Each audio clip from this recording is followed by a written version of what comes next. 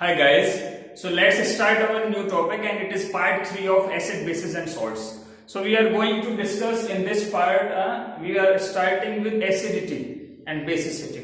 Okay?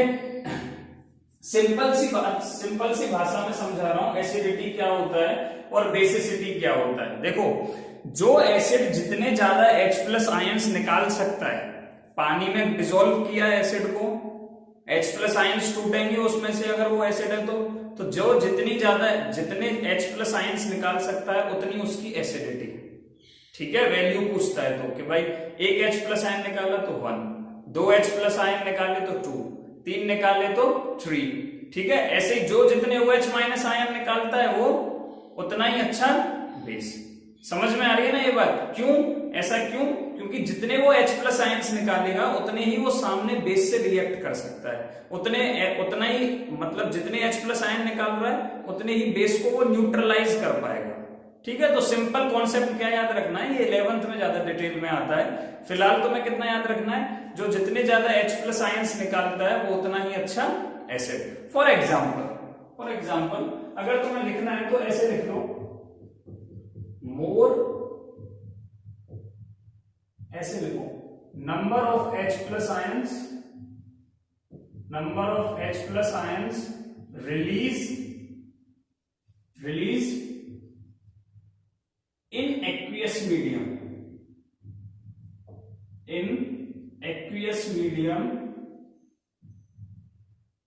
is the acidity of an acid। इतनी उसकी acidity. For example है ना, जैसे HCl है, पानी में डिसॉल्व होगा बेटा, क्या किस किस में टूटता है, H प्लस Cl माइनस। कितने H प्लस दिए, तो इसकी एसिडिटी कितनी हुई, 1। H2SO4 है,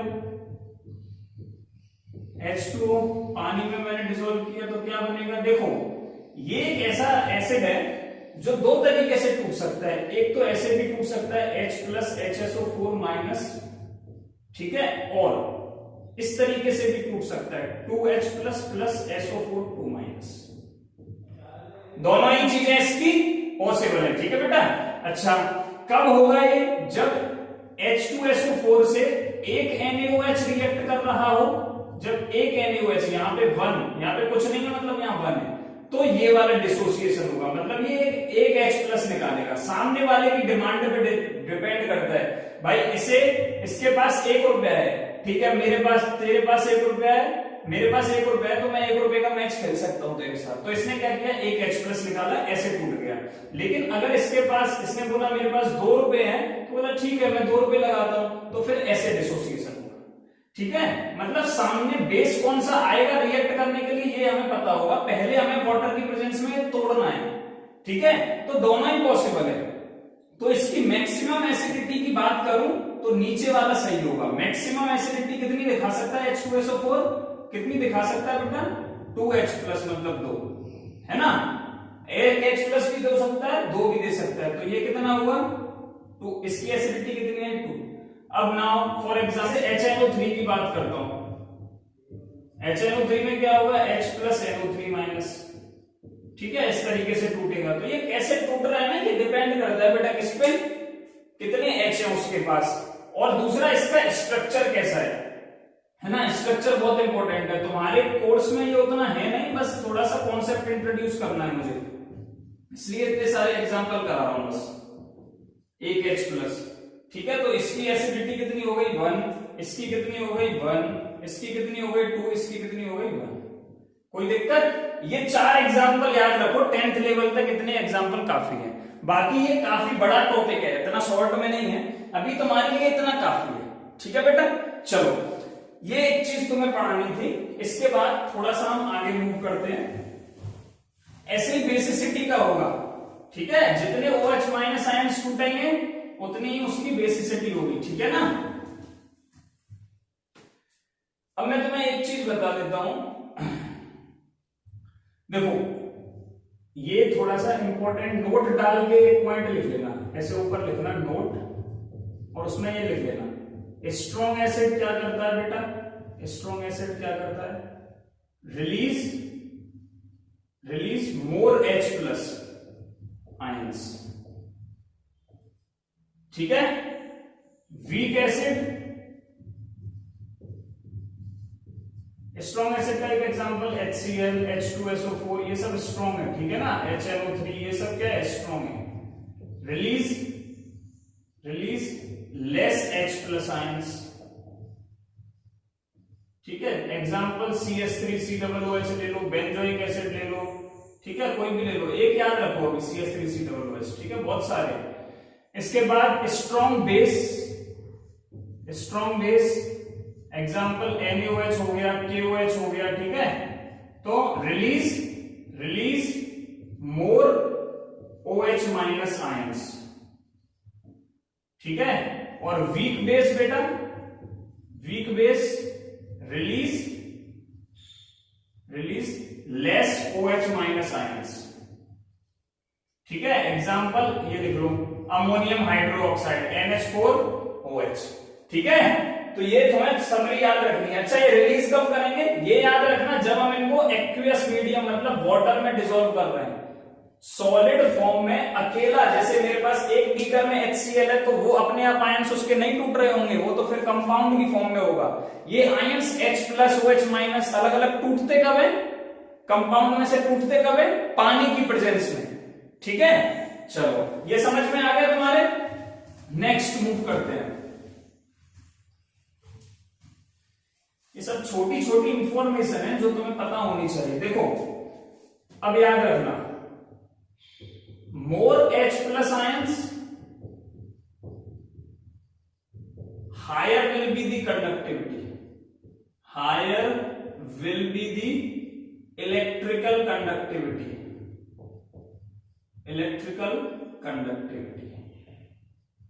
जितने ज्यादा आयंस में टूटते हैं H प्लस आयंस, ठीक है, जितने ज्यादा H प्लस आयंस निकालेगा उतना अच्छा क्या होगा, कंडक्टर होगा, ये याद रखना। मतलब HCl एक बीकर में रखा हुआ है, ठीक है, क्या उसमें से मैं इलेक्ट्रिसिटी पास करता हूं, अभी पानी नहीं मिला है, तो क्या उसमें से इलेक्ट्रिसिटी पास होगी, नहीं होगी, ठीक है, क्योंकि अभी तक वो आयंस की फॉर्म में टूटा नहीं है। अब एक बीकर में पानी है, उसमें मैंने HCl डाल दिया, तो उसके अंदर H प्लस Cl माइनस के आयन होंगे, वाटर के भी अलग अलग टूट रहे होंगे H प्लस और OH माइनस की फॉर्म में, ठीक है। वाटर की प्रेजेंस में H प्लस आयंस HCl में से टूट रहे, ठीक है। तो वाटर की प्रेजेंस में ही इलेक्ट्रिकल कंडक्टिविटी शो करता है एसिड, नॉर्मल स्टेट में नहीं करेगा, ठीक है। ऐसे ही जितने ज्यादा H प्लस आयंस होंगे उतनी ज्यादा क्या होगी, कंडक्टिविटी, वो लिख दिया मैंने। इसके बाद बेटा ऐसे ही OH माइनस का भी केस है, बेस के केस में क्या होगा, OH माइनस आयंस होंगे, higher will be the conductivity.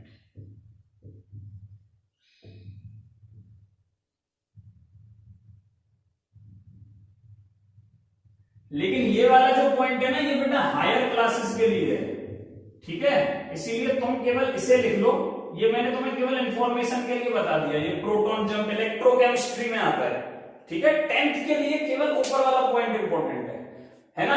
H plus ions किसमें टूटेंगे, पानी की प्रेजेंस में, एसिड कंडक्टर तरीके शो करते हैं, ठीक है, क्योंकि H प्लस आयंस टूट रहे होते हैं। तो क्वेश्चन पूछा जा सकता है 10th लेवल पे कि why acids do not conduct electricity in their original state, मतलब जब वो खुद खाली एसिड प्रेजेंट है, तो सीधा साधा लिखना है तुम्हें कि वो अपने आयंस की फॉर्म में टूटता नहीं है, because in their original state, in their previous state, HCl या acid does not break into the ions and which are responsible for the conduction of electricity. That's why if ions are not breaking, then who will conduct the electricity? So there is no conduction of electricity because ions are not breaking. But in presence of water, HCl dissociates into H plus and Cl minus. So these H plus ions are responsible for the conduction of electricity. That's why acid in presence of water means dilute acids are conducting electricity. Clear? ये एक point तुम्हें याद रखना है। चलो, इतना बताना था मुझे तुम्हें। अब हम मूव करते हैं एक बहुत इंपॉर्टेंट टॉपिक की तरफ। ये काफी इंपॉर्टेंट टॉपिक है। अब मैं थोड़ा इसे भी मिटा दे रहा हूं टाइटल को, ठीक है बेटा। इंडिकेटर। इंडिकेटर का एक इंट्रो तो तुम पढ़ चुके हो, है ना, एक इंट्रो तो तुमको पता है कि ये क्या होते हैं। इंडिकेटर क्या होते हैं, जो हमें ये बताए कि वो एसिड है कि बेस है ना, ये हमने पढ़ा था। तो हम एक विशेष इंडिकेटर के बारे में बात करने जा रहे हैं जिसका नाम है पीएच। क्या नाम है जिसका? पीएच। यहां जो पी है ये वर्ड बेटा जर्मन से आया है। कहां से आया? जर्मन से। जहां पे पी रेफर करता है, ये वाला जो पी है रेफर करता है पोटेंस को, है ना, ये एक जर्मन वर्ड है, जर्मन वर्ड है जिसका मतलब होता है, जिसका मीनिंग होता है, जब जर्मनी में पोटेंस बोलते हैं, इसका इंग्लिश में मीनिंग होता है पावर। क्या मतलब होता है? पावर। यहां से ये वर्ड आया है, ठीक है। तो यूनिवर्सल कंडक्टर क्या है? एक पॉइंट लिखो फटाफट, सोर्स यूनिवर्सल इंडिकेटर, नोट्स भी साथ में बनाने हैं वीडियो के। Universal indicator shows different concentration of H plus ions, concentration of H plus ions in a given solution।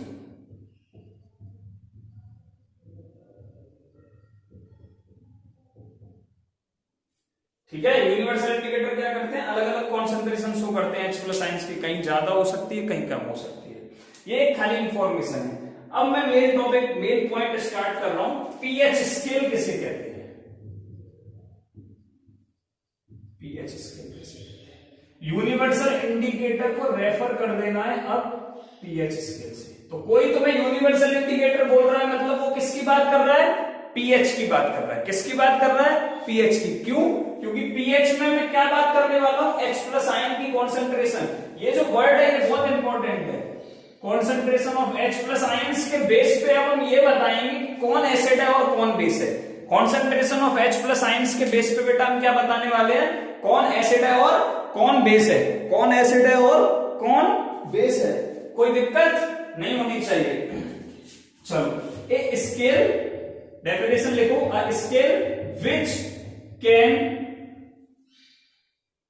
tell a scale which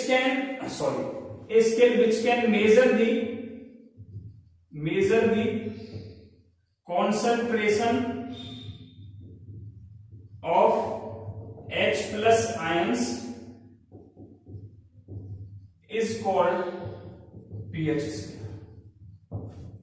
समझ में आ रहा है? कोई दिक्कत? ठीक है, अच्छे से फोकस है कैमरा, एक बार मैं देख लेता हूं। हाँ ठीक है, दिख रहा है साफ साफ। A scale which can measure the concentration of H plus ions is called pH scale. ठीक है, पी का मतलब ये हमने तुम्हें बता ही दिया। इसके बाद एक स्केल होगा, ठीक है, स्क्रीन के नीचे देखो, स्क्रीन के नीचे देखो, ठीक है, डेमो तुम्हें दिख रहा होगा। एक स्केल है, ठीक है, इस स्केल में देखो 0 से लेके 14 तक डिजिट है, ठीक है, ऐसे ही होती है स्केल में भी। तो मैंने यहाँ पे 14 लिमिट कर दी है। अलग अलग बड़े स्केल होंगे तो बड़ी डिजिट होंगे, मैंने बोल दिया कि 14 तक ही है। ठीक है, तो कहीं से कहीं तक एसिड होंगे, फिर उससे आगे कुछ न्यूट्रल पार्ट होगा, फिर उससे आगे कुछ बेस पार्ट होगा। ठीक है, समझ में आ रहा है? तो मैं बता रहा हूं इस स्केल की कैरेक्टरिस्टिक्स क्या है। Characteristics of pH scale, characteristics of pH scale.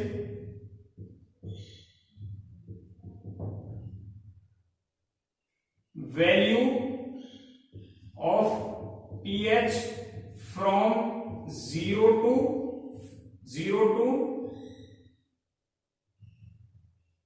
value of pH varies from 0 to 40। ठीक है बेटा, कोई दिक्कत? 0 to 40। नाउ 0 to 7 तक, 0 to 7 तक क्या होंगे? एसिड। अगर किसी सब्सटेंस की वैल्यू 0 से 7 तक आ रही है तो क्या होंगे? एसिड।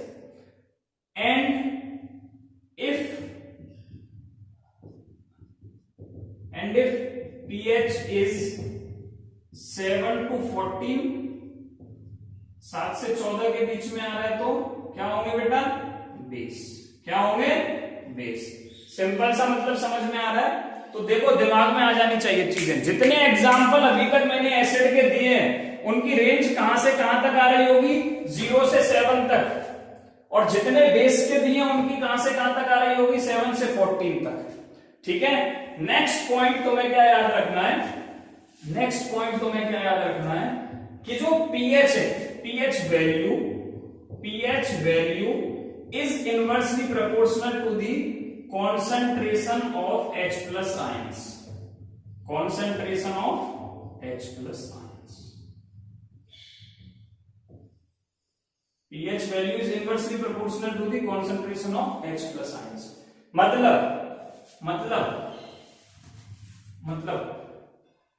H plus ions की concentration बढ़ेगी। ठीक से, H plus ions की concentration बढ़ेगी तो pH वैल्यू क्या होगी बेटा? घटेगी। ठीक है। H प्लस आयंस की concentration increases, pH value decreases. बहुत इंपॉर्टेंट है। बस इस पूरे पार्ट में कुछ तुम्हें याद रहे ना रहे, ये याद रहना चाहिए, मेरा काम हो जाएगा, तुम लोगों के क्वेश्चन सॉल्व हो जाएंगे। ठीक है। अब ये कैसे अप्लाई होगा? चलो देखो, अगर मैं बात करता हूं कि मेरे पास कोई स्ट्रॉन्ग एसिड है, क्वेश्चन सॉल्व करते हैं, क्वेश्चन डालते हैं। स्ट्रॉन्ग एसिड है, उसमें H प्लस आयन की कॉन्सेंट्रेशन क्या होती है? अभी तक पढ़ते हैं, क्या होगी बेटा? क्या होगी? हाई होगी। अगर H प्लस आयन की कॉन्सेंट्रेशन ज्यादा है तो pH उतना ही उसका क्या होगा? कम होगा। pH उतना ही उसका कम होगा। ठीक है। ऐसे ही अगर स्ट्रॉन्ग बेस है, सॉरी वीक एसिड पे आओ, अगर वीक एसिड है तो H प्लस आयन की कॉन्सेंट्रेशन क्या होगी? लो होगी। और pH क्या होगा? pH क्या होगा? हाई होगा। pH क्या होगा? हाई होगा। लेकिन अभी हमने बताया तुम्हें कि जैसे ये स्केल है, यहां पे 0 है, यहां पे 7 है और यहां पे 14 है, तो तुमको मैंने बोल दिया 0 to 7 क्या होते हैं? एसिड। 7 to 14 क्या होंगे? बेस। ठीक है। तो जब मैं बोल रहा हूं कि pH हाई है, H लेकिन लिख क्या रहा हूं? एसिड। मतलब एसिड अभी है, कमजोर है वो बात अलग है, लेकिन एसिड है। इसका मतलब 7 को क्रॉस नहीं करेगा। pH हाई जरूर होगा स्ट्रॉन्ग एसिड के कंपैरिजन में। इसका pH क्या होगा? कम होगा, लो होगा। इसका pH, वीक एसिड का pH क्या होगा? हाई होगा, लेकिन 7 से ज्यादा नहीं होगा। लेकिन 7 से ज्यादा नहीं होगा। यहां पे ब्रैकेट में लिखना चाहो तो लिख लो, but never greater than 7। Never greater than 7। ठीक है, ये याद रखना। ठीक है। एसिड का केस समझ में आ गया बेटा? एसिड का केस समझ में आ गया? ठीक है।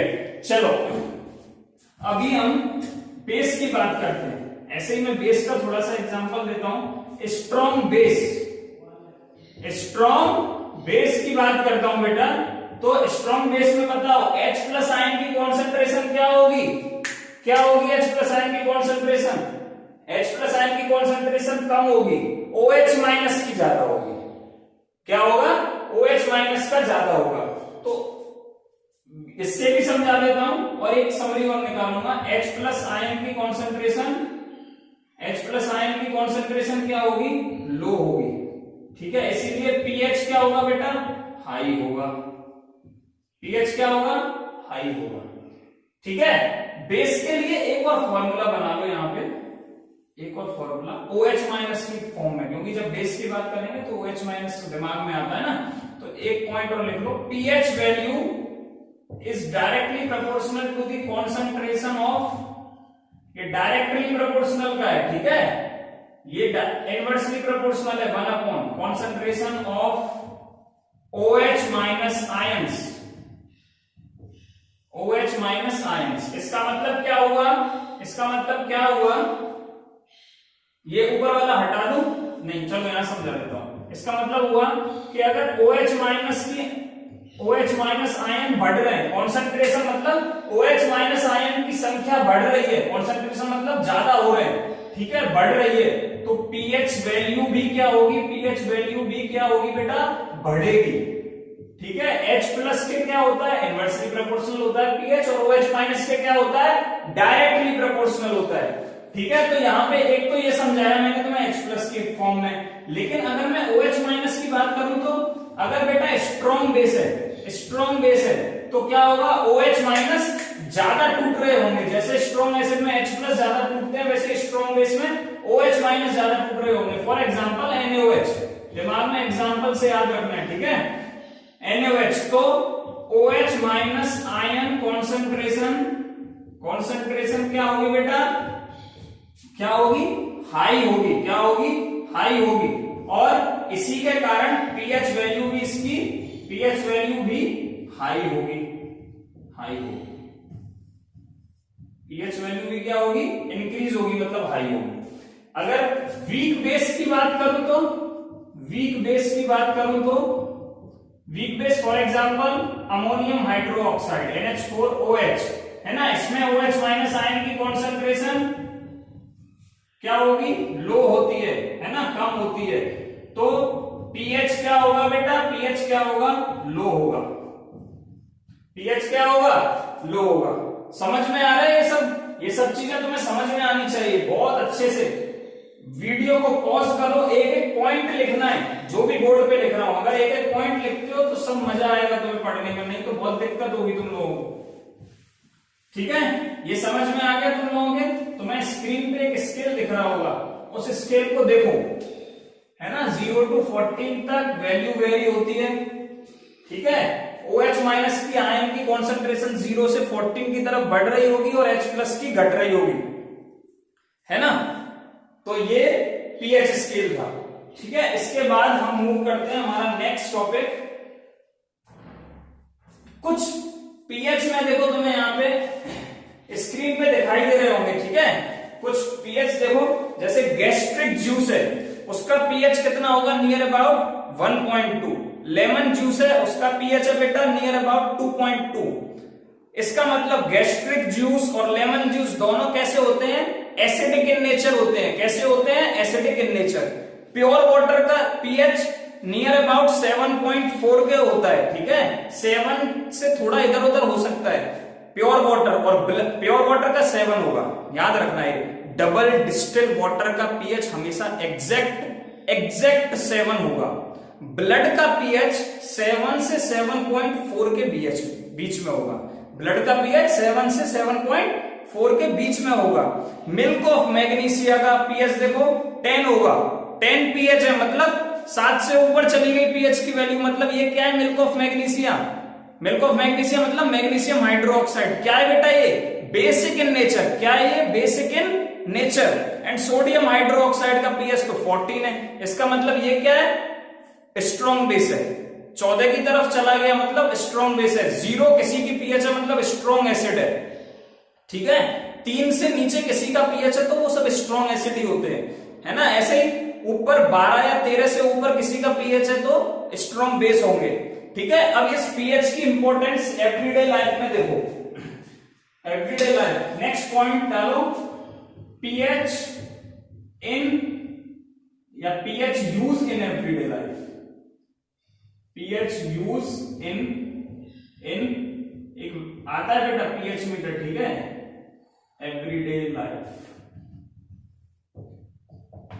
सबसे पहले हमारी जो बॉडी है उसके अंदर नंबर ऑफ केमिकल रिएक्शन होती रहती है, और वो pH जो वैल्यू है, ठीक है, बॉडी की जो रेंज है pH की, वो कितनी है, हमेशा 7 से 7.8 तक वेरी करती है। 7 to 7.8 तक हमारी बॉडी का pH रहता है, ठीक है। अवर बॉडीज pH, जिसमें सेवरल, ये सब याद रखने हैं तुम्हें, ठीक है। अवर बॉडीज pH जिसमें सेवरल रिएक्शन होती रहती है। सब एक एक नंबर के क्वेश्चन बन सकते हैं, ठीक है। तो मैं नेक्स्ट क्या है, रेन का पीएच।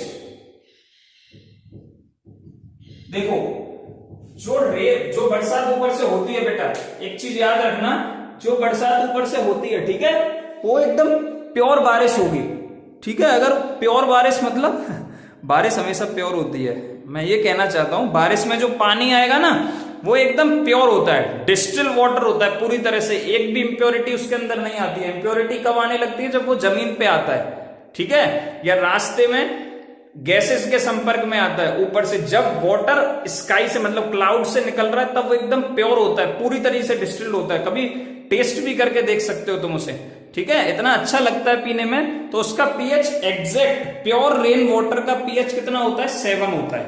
अब याद रखना, ठीक है। लेकिन क्या होता है, जब ये रेन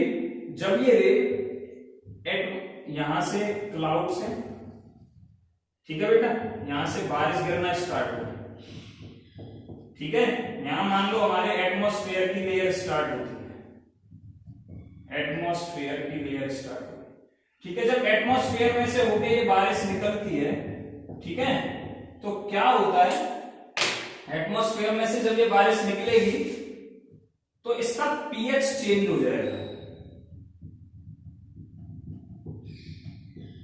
पहले क्या था, प्योर वाटर का, जब स्काई से निकल रही थी तब क्या था, 7 के अराउंड था, मतलब प्योर था।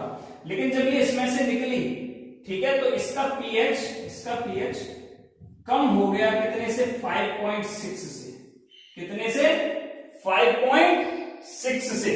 अगर ये पीएच 5.6 से कम हो गया, अगर ऐसा होता है तो, नहीं होता है तो कोई दिक्कत नहीं है, नहीं होता है तो प्योर वाटर है, अगर होता है तो, ठीक है, तो क्या होगा बेटा, जो बारिश हमें मिलेगी, पीएच अगर 5.6 मतलब नीचे चला गया 7 से, तो अगर 5.6 से भी नीचे चला जाता है तो जो रेन नीचे आ रही है उसे एसिड रेन बोल देते हैं, उसे एसिड रेन बोल देते हैं, because its pH is smaller than 5.6। ये लाइन लिख सकते हो तुम। Acid rain, what is acid rain? अब क्वेश्चन आता है, ये मेरे को तुम्हें एसिड रेन समझाना था, ठीक है। तो अब एक क्वेश्चन लिखो, व्हाट इज एसिड रेन? लिखो जल्दी, फटाफट क्वेश्चन लिखो, what is acid rain? Question लिखो जल्दी, व्हाट इज एसिड वाली रेन? बहुत इंपॉर्टेंट क्वेश्चन है, बार बार पूछा जाता है, रिपीट एंड रिपीट, ठीक है। तो यहां पे देखो, चलो मैं ही बता देता हूं, एसिड रेन ऐसा क्यों होता है, ठीक है, वो भी आ रहा हूं मैं, पहले लिख लो, acid rain is caused by, acid rain is caused by emission of, is caused by emission of, emission मतलब निकलना, emission of sulfur dioxide, bracket में इसका फॉर्मूला लिख लेना, SO2, and nitrogen dioxide, NO2,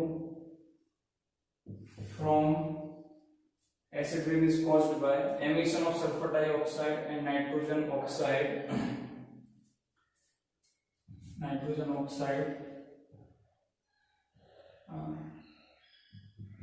from factories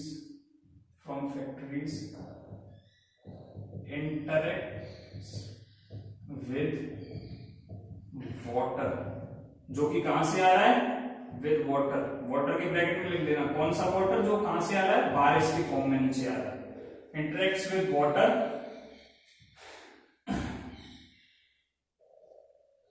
हाँ ठीक है, बस खत्म।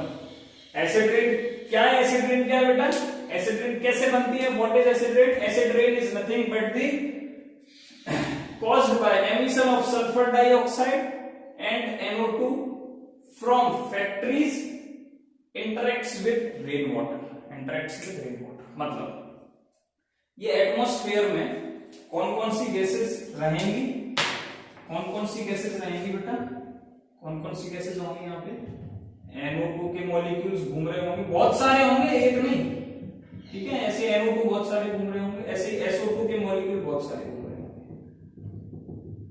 ठीक है। ये रेन वाटर जो आ रहा है ऊपर से ये इनके साथ इंटरेक्ट करेगा, आ रहा है तो इनसे रिएक्शन तो होगी, तो जैसे रिएक्शन होगी, ठीक है, जो पानी बनेगा एसिडिक इन नेचर हो जाएगा। क्यों एसिडिक इन नेचर होगा, क्यों एसिडिक इन नेचर होगा, है ना। अब सवाल उठता है, देखो जो ऑक्साइड्स एटमॉस्फेयर में प्रेजेंट होते हैं वो किसके हैं, नॉन मेटल के होते हैं। और मैंने तुम्हें इससे पहले वाले लेक्चर में एक इंफॉर्मेशन दी थी, वो इंफॉर्मेशन क्या है, वो इंफॉर्मेशन ये है oxides, oxides of non metals are acidic in nature, are acidic in nature.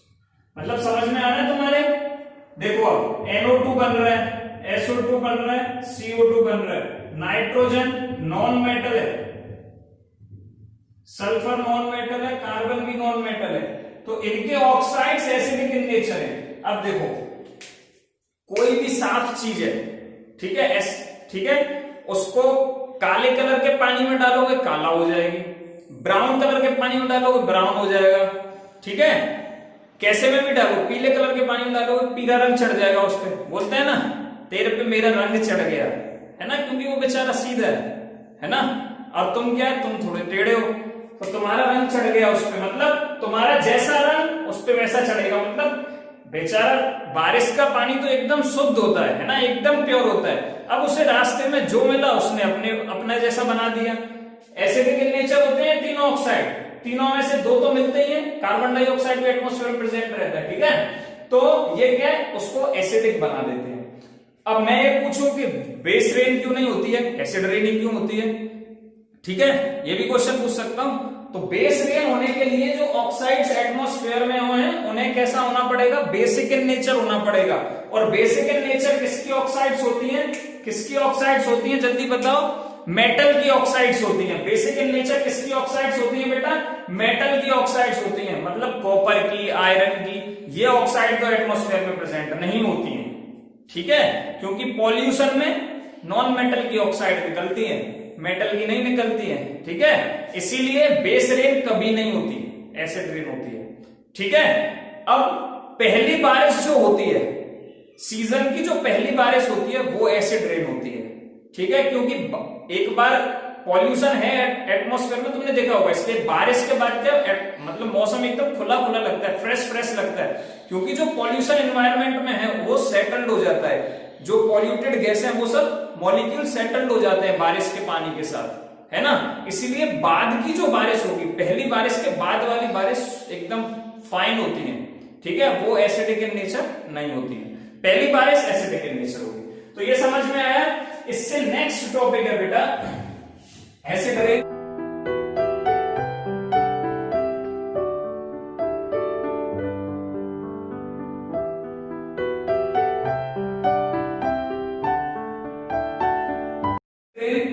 क्यों होती है, एसिड रेन ही क्यों होगी, ये सब चीजें तुम्हें समझ में आ जानी चाहिए। तो एसिड रेन की डेफिनेशन पूछता है तो तुम्हें वही लिखना है ना, जो मैंने तुम्हें लिखाया, और उसका पीएच लिख देना, पीएच हमेशा एसिड रेन का 5.6 से कम होगा, दैट्स ऑल, ठीक है। थर्ड पे आओ, एग्रीकल्चर में पीएच का क्या यूज होता है, पीएच,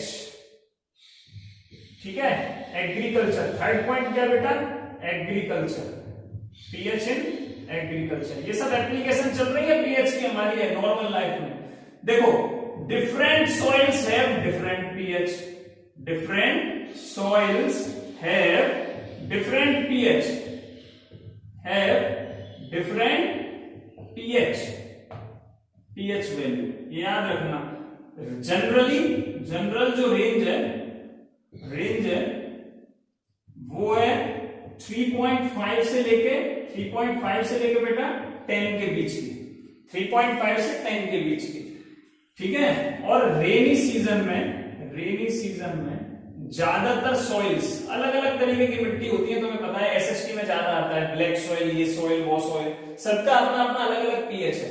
ठीक है, इसका मतलब हो गया 7 से नीचे वाली जो है सॉइल्स उनका एसिडिक इन नेचर दिखाता है, 7 से ऊपर वाली 10 मतलब 10 तक जो है वो बेसिक इन नेचर दिखाता है। तो अलग अलग मिट्टी अलग अलग फसल के लिए उपयोगी होती है, ये एक उसका बड़ा कारण है।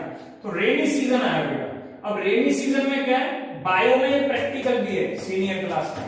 ठीक है, रेनी सीजन में जो पीएच है वो फिक्स है, 5 to 7 के बीच में जनरली मिलेगा। तो 5 से 7 के बीच में कोई भी एक रेंज हो सकती है। ठीक है, चलो इसके बाद फोर्थ पॉइंट है, फोर्थ पॉइंट लिखो, पीएच इन अवर digestive system, very important. Digestive system का जो पीएच होगा, किसका, हमारे डाइजेस्टिव सिस्टम का, किसका, हमारे मतलब मेरे और तुम्हारे, कितना होता है, 4 to 6.5। याद रखना बेटा, कितना होगा, 4 to 6.5। नेक्स्ट है बेटा डाइजेस्टिव सिस्टम, इसकी पीएच रेंज होती है हमारे अपर स्टोमक की 4 to 6.5। ठीक है, ये याद रखनी है। अच्छा, ये तो सर एसिडिक इन नेचर है, तो ये एसिडिक इन नेचर का, हाँ एसिडिक इन नेचर है, क्यों, लिखो, अवर stomach produces HCl, hydrochloric acid. ठीक है बेटा, HCl which helps in digestion,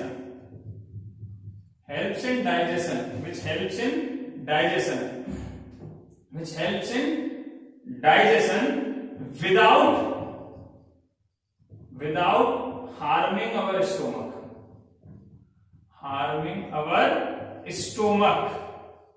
ठीक है बेटा, without harming our stomach and, but, ऐसे देखो, बट ये एक पॉइंट हो गया, सेकंड पॉइंट डालो, sometimes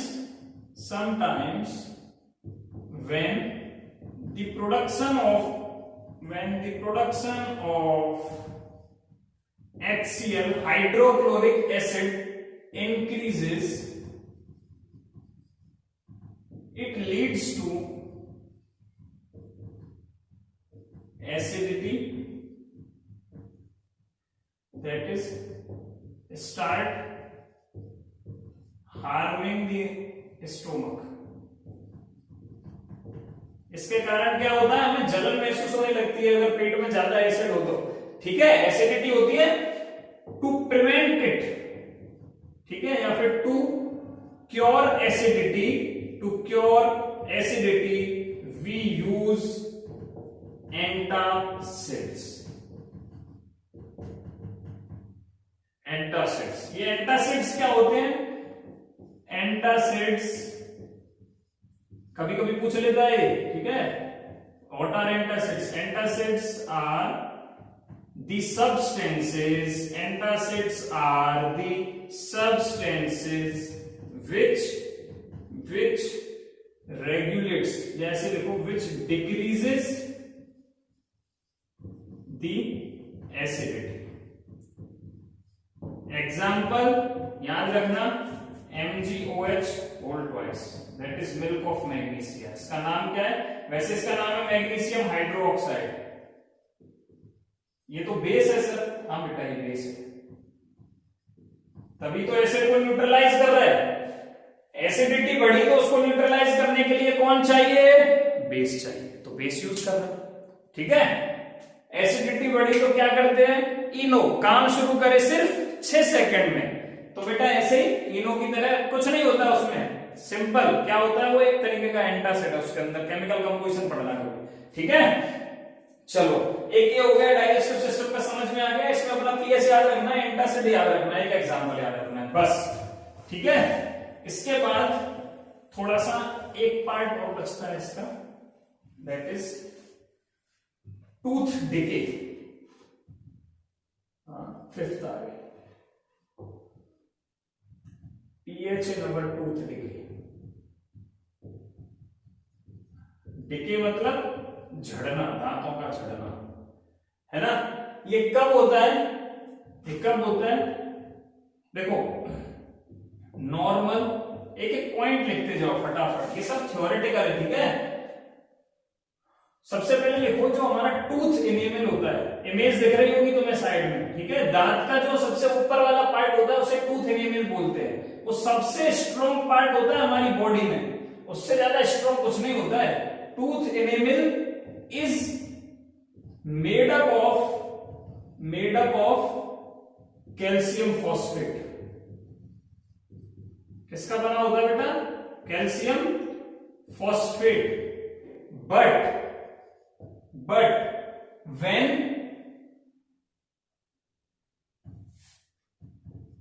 calcium phosphate harder substance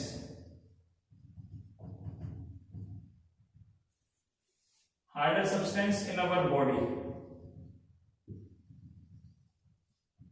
but it also starts decay, ये भी झड़ना स्टार्ट हो जाते हैं when pH of our mouth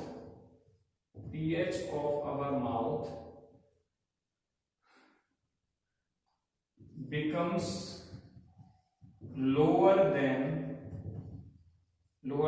5.5। जब pH 5.5 से नीचे हो तो टूथ डिके होता है, दांतों का झड़ना स्टार्ट हो जाता है। तो ये याद रखना है, ठीक है। अगर हमें इसको बचाना है तो हमें क्या करना पड़ेगा, माउथ के पीएच को मेंटेन करके रखना पड़ता है, ठीक है। ये चीजें समझ में आ रही है, तो तुम्हें अलग अलग चीजों के पीएच पता होगा।